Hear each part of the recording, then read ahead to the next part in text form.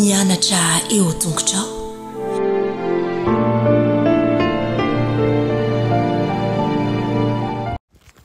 Falomerabantsika tsirairay avy-indray tonga eto amin'ny fandraisana ny lesona ho an'ny lehibe sika amin'ity alahady ity. Manona fahasoavan'ny tompo aminao ary mandrisika anao hatrany ihany koa mba hazoto hianatra ny tenin'Andriamanitra. Alohan'ny dirantsika ny amin'ny lesona anio dia hivavaka isika. Ry Tompon'Andriamanitra eo mbola velom-pisaoranao izahay ny amin'ny fotoana izay omenao anay nio mangataka aminao izahay mba nazavahanao ny teninao araka ny sitraponao eto anio atao anatinay. Ka aokana izahay azo fankahirezana ao anatin'izany atokony famarinanao ihany koa ary banjina anao manjakariva.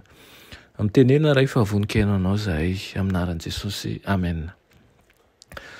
Lohateny lesona antsika androany dia manao hoe ny fitiavana sy ny rariny.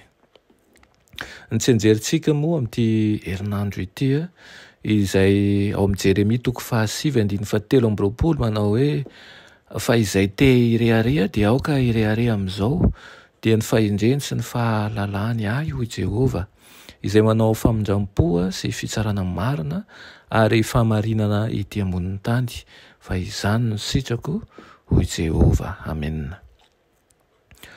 Miara-dalana ny fitiavana sy ny rariny manerana ny soratra masina manontolo. Mitaky ny rariny ny tena fitiavana marina ary tsy misy fomba ahafahana mampanjaka sy mampiatra ny rariny raha tsy amin'ny fitiavana ihany.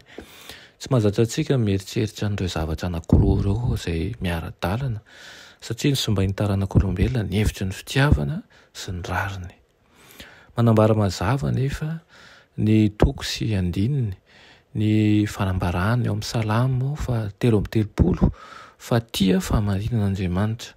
Tsy afa-misaraka noho izany ny fitiavana sy ny rariny ao amin'ny soratra masina. Miara-dalana ny fitiavan'Andriamanitra sy ny fahamarinana ary mahasarotiny azy tokoa ny ampiarana ny fahamarinana sy ny rariny eto amin'ity tontolo ity.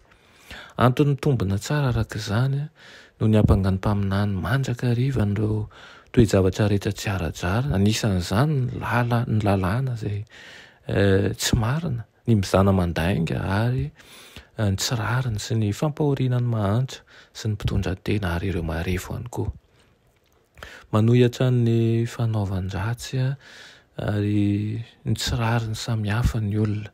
Fa Andriamanitra kosa manao famindram-po sy ny fitsarana marina ary fahamarinana ety ambonin'ny tany.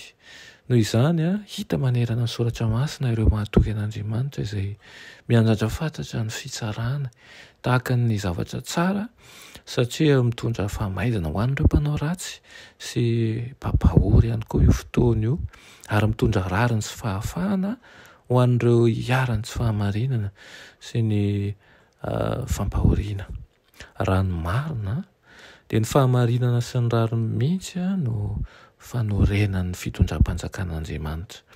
Marina sy mahitsy ny fitondran'Andriamanitra feno fitiavana, samy hafa tanteraka amin'ireo fitondram-panjakana izay feno kolikoly eto amin'izao tontolo izao, izay matetika no mampanjaka ny tsy rariny ho an'ny fahefany, mampanjaka ny tsy rariny ihany koa ho an'ny tombotsoany manokana. Hoy ny Salamo 5:20 hoe miaona ny famindram-po sy ny fahamarinana, mifanoroka ny rariny sy ny fihavanana izay ao amin'Andriamanitra. Ambaran'Andriamanitra mazava izay andrasany amintsika, izay andrasany aminao, izay andrasany amiko. Ry olombelona, efa naseho anao izay tsara sy izay ilain'i Jehova aminao dia izao ihany: ny hanao ny marina sy ny ho tia famindram-po ary ny hanaraka an'Andriamanitra ao amin'ny fanetsetena. Hoy Mika 4:9. Raha misaintsaina ny amin'ny toetra an'Andriamanitra isika dia ny fitiavana sy ny rariny ary ny famindram-po ny tena tokony ho hevon'izany.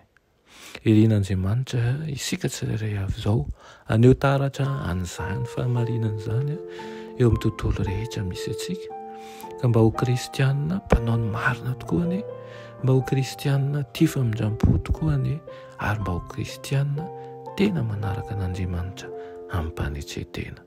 Amen. Andriamanitra tsara indrindra mbola misaotra anao izay eny amin'izany lesona omenao anay nio izany. Ampianaro izay tsy hanala-paraka anao fa na aiza misy anay ary na aiza toerana iasanay ary na aiza fiarahamonina misy anay dia aoka tokoa tompo izahay ho vavolombelonao ka ho anjaka ny fahamarinana ny fiainanay izahay mihitsy no hitory fahamarinana amin'izay rehetra ataonay tsy hanaiky zavatra tsy marina satria ianao Andriamanitray dia Andriamanitra ny fahamarinana ho tia famindram-po ihany koa satria ianao efa namindra fo aminay ary hanaraka anao Andriamanitray ao anatin'ny fanetretena satria ianao no efa nialolalana anay ao anatin'izany fanetretena rehetra izany aminaran'i Jesosy amen.